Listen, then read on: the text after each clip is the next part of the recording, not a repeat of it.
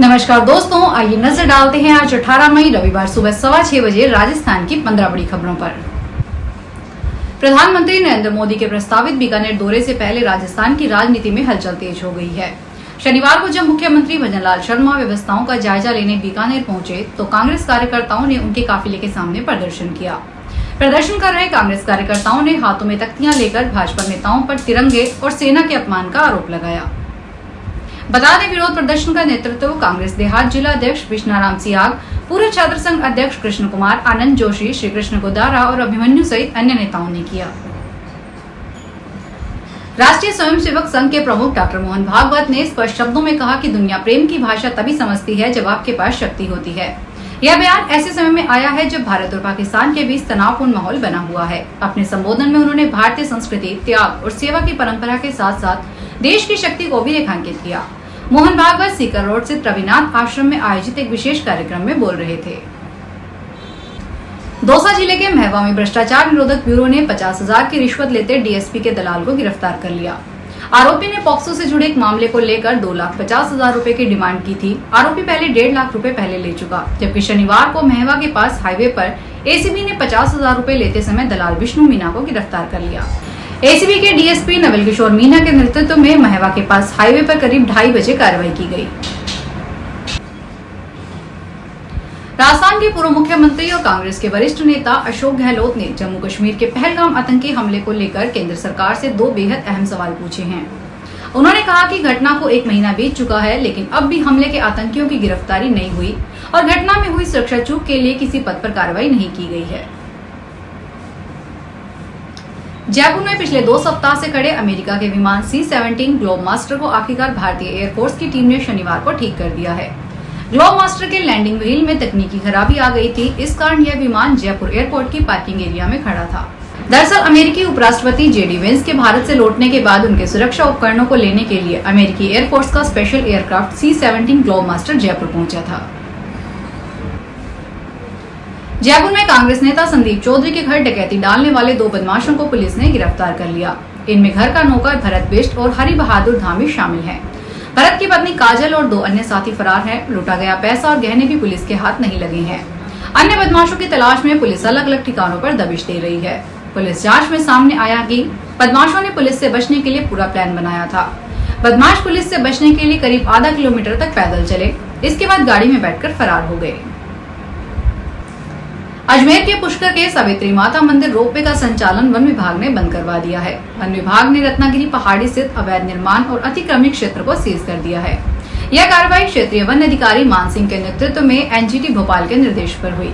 One विभाग की team ने मौके पर पहुंचकर रोपवे टिकट काउंटर पर नोटिस चिपकाया। वन रेंज अधिकारी मान सिंह ने बताया, दामोदर रोपवेज इंफ्रा लिमिटेड द्वारा संचालित यह प्रोजेक्ट वन संरक्षण अधिनियम 1980 का उल्लंघन करता है। विभाग ने कंपनी को आगामी आदेश तक संचालन बंद रखने के लिए पाबंद किया है। लोकसभा अध्यक्ष ओम बिरला आज 18 से 20 मई तक बूंदी जिले के दौरे पर रहेंगे। इस दौरान वे कई महत्वपूर्ण कार्यक्रमों में हिस्सा लेंगे। आज 18 मई को सुबह 11 बजे बिरला बूंदी के सांवरिया मैरिज गार्डन में कार्यक्रम में शामिल होंगे। उसी दिन दोपहर 3 बजे वे लाखेरी में आयोजित एक स्थानीय कार्यक्रम में भाग लेंगे। 19 मई को शाम 7 बजे लोकसभा अध्यक्ष हिंडोली तहसील के त्रिशूलिया गांव में श्री भीमपुरिया बालाजी महाराज मंदिर जाएंगे। 20 मई को दोपहर 1 बजे वे बूंदी के हरियाली रिजोर्ट में आशा कार्यकर्ताओं के सेमिनार में शिरकत करेंगे। इसी दिन शाम 4 बजे वे बूंदी में एक और स्थानीय कार्यक्रम में भाग लेंगे। जयपुर में ओला, उबर और टैक्सियों की मनमानी रोकने की तैयारी शुरू हो गई है। इन सेवाओं के बढ़ते किराए और आए दिन मिल रही शिकायतों के बाद आरटीओ प्रथम ने किराया तय करने के लिए मुख्यालय को प्रस्ताव भेजा है।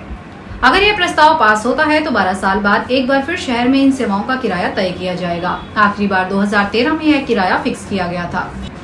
फिलहाल शहर में कोई भी ओला, उबर या निजी टैक्सी उस पुराने किराए पर नहीं चल रही। कंपनियों ने डीजल, पेट्रोल के बढ़ते दामों को आधार बनाकर मनमाने ढंग से किराया बढ़ा दिया है। अब मुख्यालय तय करेगा कि नया किराया पीक आवर्स की मनमानी भी कंट्रोल होगी। जोधपुर में एक पुलिस कांस्टेबल और कैफे कर्मचारी के बीच बिल भुगतान को लेकर हुआ विवाद हाथापाई तक पहुंच गया। जानकारी के अनुसार कैफे में बिल चुकाने को लेकर पुलिस कांस्टेबल की कैश काउंटर पर बैठे कर्मचारी से बहस हो गई। विवाद बढ़ने पर गुस्साए कांस्टेबल ने पहले काउंटर के बाहर से ही कर्मचारी पर हाथ उठाया। इस दौरान कांस्टेबल ने आपत्तिजनक भाषा का प्रयोग किया और कर्मचारी से हाथापाई की। घटना के समय वहां एक महिला ग्राहक भी मौजूद थी। शनिवार को घटना का वीडियो सामने आने के बाद पुलिस उपायुक्त आलोक श्रीवास्तव ने तत्काल कार्रवाई करते हुए कांस्टेबल किशन सिंह को सस्पेंड कर दिया। हालांकि कैफे संचालक की ओर से अभी तक पुलिस थाने में कोई औपचारिक शिकायत दर्ज नहीं करवाई गई है।